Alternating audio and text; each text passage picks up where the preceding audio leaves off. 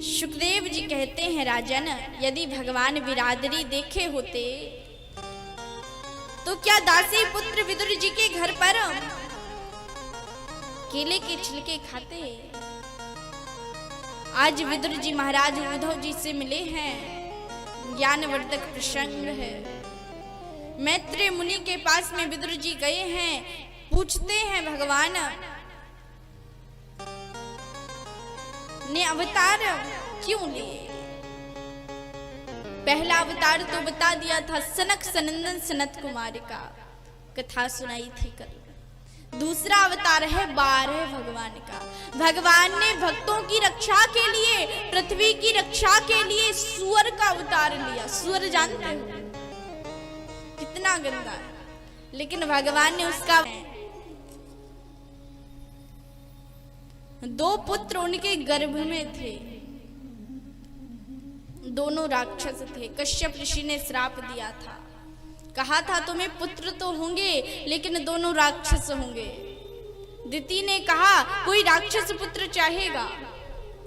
अगर कोई कह दे कि मैया आपके गर्भ में राक्षस पुत्र हैं, मैया कहेंगी अरे मेरे गर्भ में राक्षस पुत्र है, मैं राक्षस पुत्र नहीं चाहती। दिति मैया ने कहा, कश्यप जी ने कहा कि तुम्हारे पुत्र तो दोनों राक्षस ही होंगे, लेकिन उनके उद्धार के लिए भगवान को अवतार लेना पड़ेगा। कहा ठीक है, मेरे पुत्रों का उद्धार भगवान करेंगे।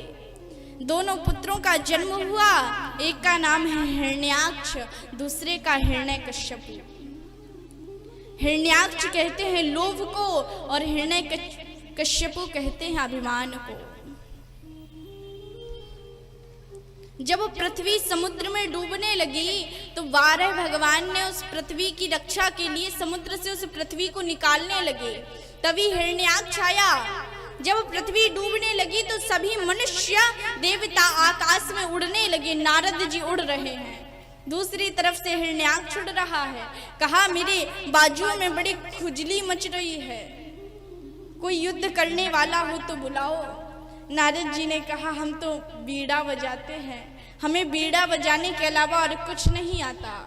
12 भगवान के पास जाओ, उनसे युद्ध करना।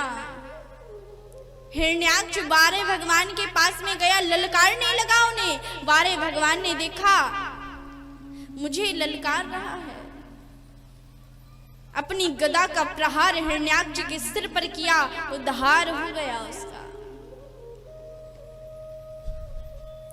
भगवान ने लोभ को तो मार दिया, लेकिन पृथ्वी के मन में अभिमान हो गया कि मेरे बिना तो भगवान का भी काम नहीं चलता। पृथ्वी डूब रही थी, तब भगवान ने अपनी श्री वृंदावन धाम का दर्शन उन्हें करवाया।